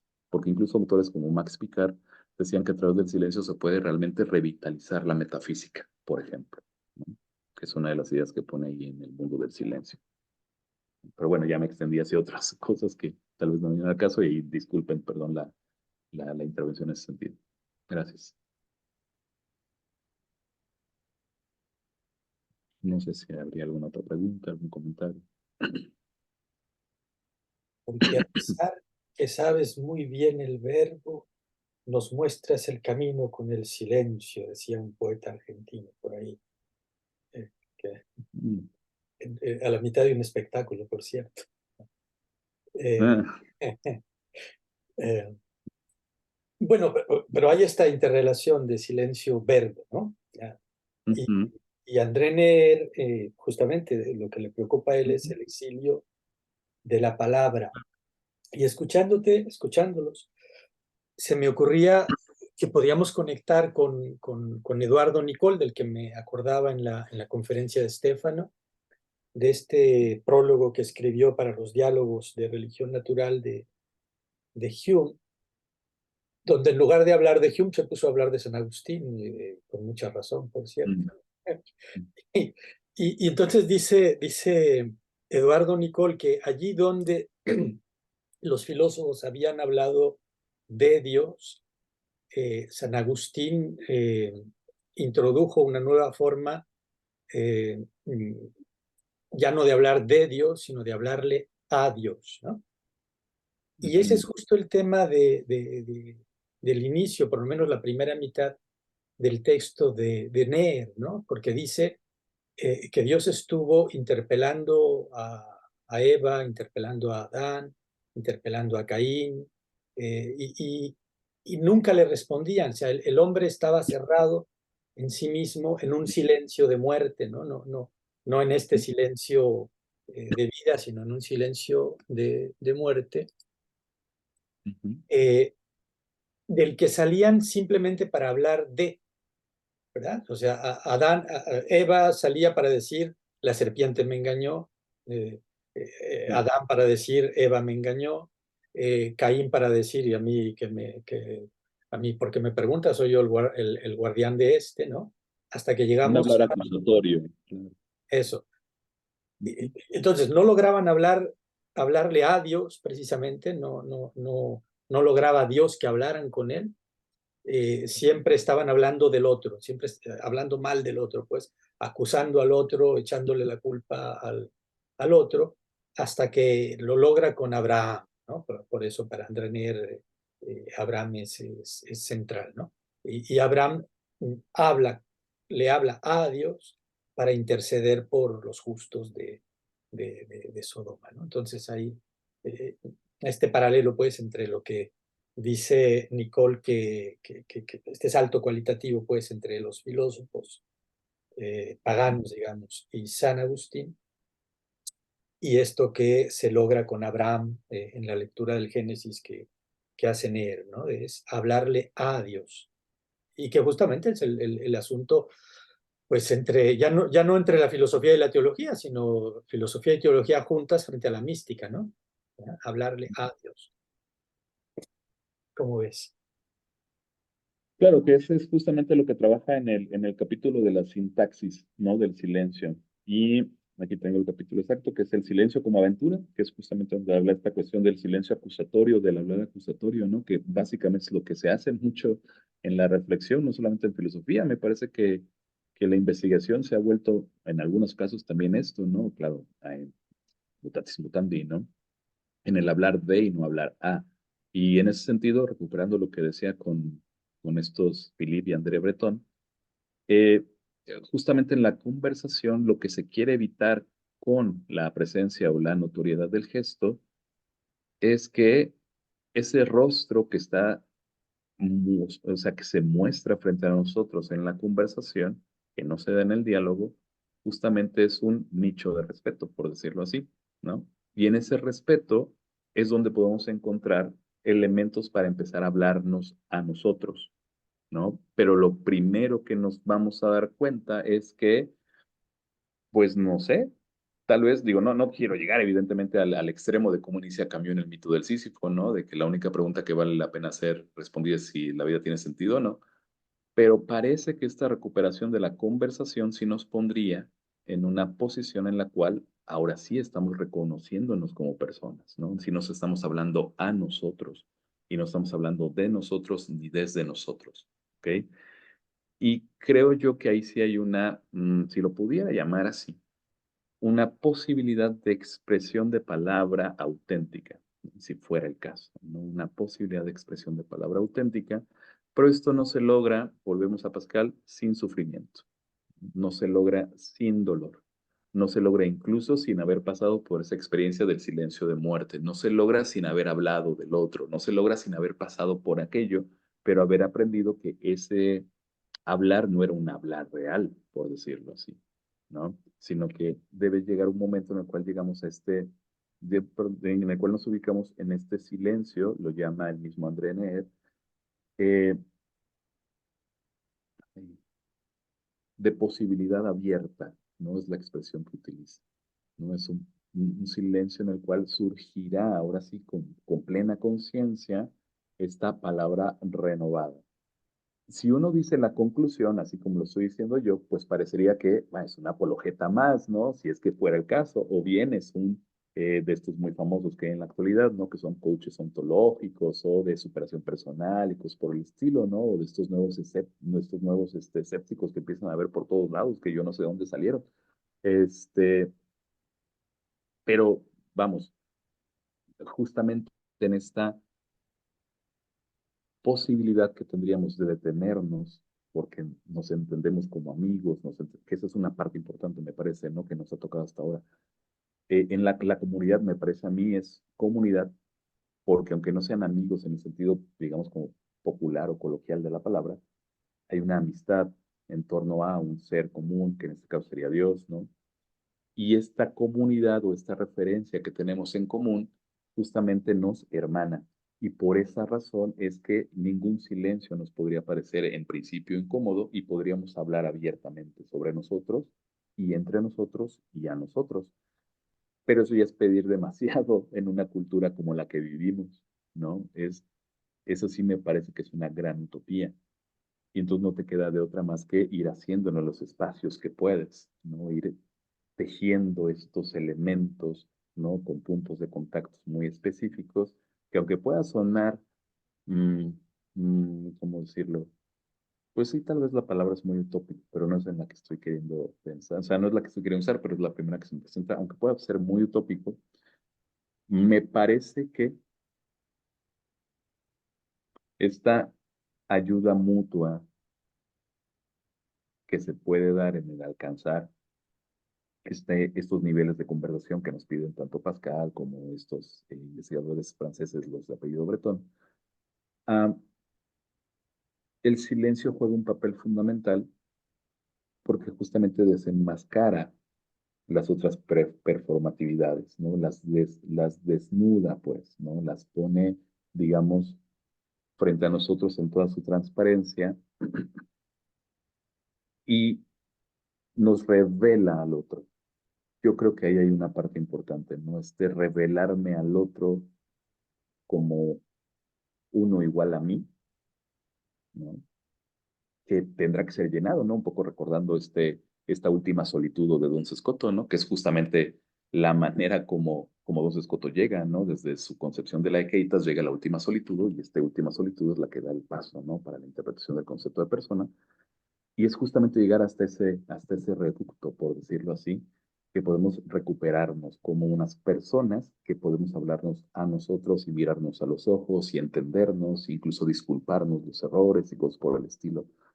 pero ya no estamos en un diálogo racional, ya no estamos en un silencio de la razón, ya estamos en algo más, ¿no? Ya estamos en un umbral que no es conocido o no nos es conocido de forma inmediata, sino tiene que ser producto de un sufrimiento, ¿no? Tiene que pasar por un proceso de dolor, como por ejemplo lo leemos en Joseph de Maistre en su Tratado de los Sacrificios. O sea, yo tengo que sacrificarme para ir haciendo este proceso, ¿no? Por eso el silencio del hombre de fe, inicié con eso, ¿no? En la conferencia, es el proceso de conversión. ¿No? Es un proceso de irse encontrando como persona en el silencio, que es donde está la clave, me parece.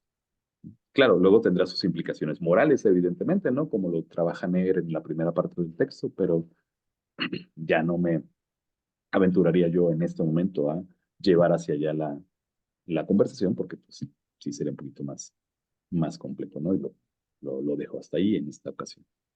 No sé, Juan Carlos, cómo... Bueno, y él cómo- relaciona precisamente a Abraham, que es el primero que entra Ujú, en diálogo con Dios, el primero que se anima a hablarle a Dios, y también es el que claro. pasó por la aqueda, dice, ¿no? Por la prueba de Ujú, haber por la prueba. sacrificado a Claro, su hijo, ¿no? ¿Verdad? O sea, es claro, que sí, sí. bueno, luego Ner presenta eso como una prueba superior a la del propio Cristo, y ahí sí ya Sí, se y ya no. resbala un poco. Bueno, no se resbala Sí, un sí, poco, sí, no, se resbala muchísimo. muchísimo. Sí. El buen Ner, que era también muy patriotero, por decirlo así, ¿no? Eh, Ujú, fue el que impidió que Heidegger fuera invitado a Estrasburgo, por cierto, porque, bueno, por razones evidentes. mm, O sea, dijo, ok. si Heidegger viene a Estrasburgo, yo me planto ahí en la puerta y no lo dejo entrar, y ya no se animaron a, a- a- Ujú, a invitarlo. Pero me haces ujú, pensar de nuevo en Ortega y en esta separación entre la cultura protestante libresca, la cultura católica que todavía es capaz de hablar, ¿no? Como algo que es muy importante que destaquemos. Le decía yo en Estrasburgo a la Kula Barth, ¿no? En una discusión ahí que tuvimos, le decía, los últimos serán los primeros, ¿no? En esta cultura libresca parece que nosotros nos hemos vuelto los últimos, pero si le damos la vuelta, el daño, la incapacidad de interacción lingüística, de conversación, mejor dicho, ¿no? A ellos los ha afectado tremendamente, y creo que ujú, entre nosotros todavía hay una cultura de la conversación, ¿no? Aunque bueno, después del libro, pues ahí están los celulares y todas las adicciones que tiene consigo el Internet y la telecomunicación, que son más graves que los del libro, ¿no? Que nos están ujú. atacando ferozmente, ¿no? Y incluso contribuimos nosotros un poquito con estos videos en YouTube.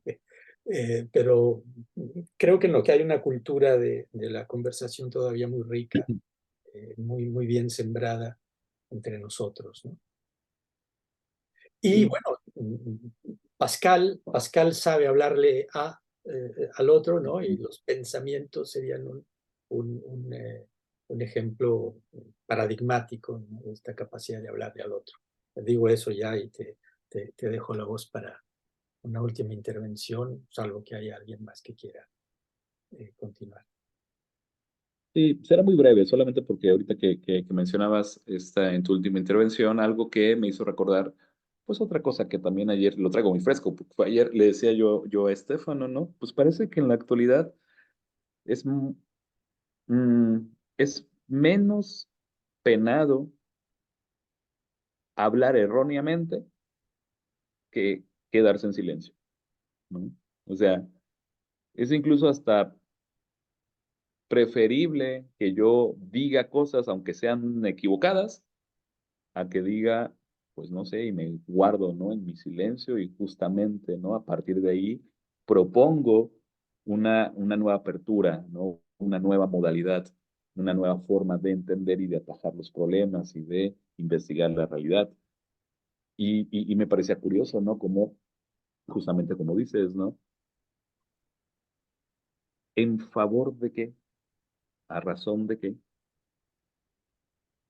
estos, o al menos yo me considero de estos, ¿no? Estos quienes creemos que debe haber incluso una pausa, que no es un silencio como tal, diría Shirao, es una pausa en la palabra, sobre todo en la palabra filosófica, si es que hay alguna, ¿no? Que ese tema no lo toque, pero justamente una de las conclusiones que yo iba encontrando ahí en la tesis era, pues en efecto habrá o no habrá una palabra propiamente filosófica, ¿no? Bueno, pues, es otro tema.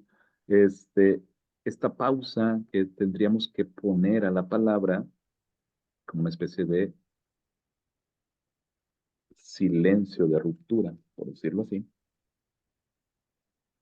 somos aquellos mismos que estamos promoviendo que siga habiendo esta conversación. Pero creo que ahí, con los matices que se han hecho dentro de la conversación el día de hoy, con todo lo que se ha visto, pues porque he visto ya sea en vivo o grabadas las sesiones anteriores, yo sí noto, ¿no? Como que hay esta intención de conversar y no tanto de avasallar, como me ha tocado ver en otros foros también, avasallar al público, a la audiencia, desde la experiencia o desde el expertise, ¿no?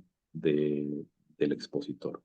Y acá he visto esto, ¿no? Como más, si me permiten la expresión, como más conversación fraterna, ¿no? Como más habla humana, por decirlo así, que es muy raro encontrar en filosofía, ¿no? Y que alguno incluso podría decir, bueno, pues es que no están haciendo filosofía, ¿no? Podrían decirlo también, ¿no?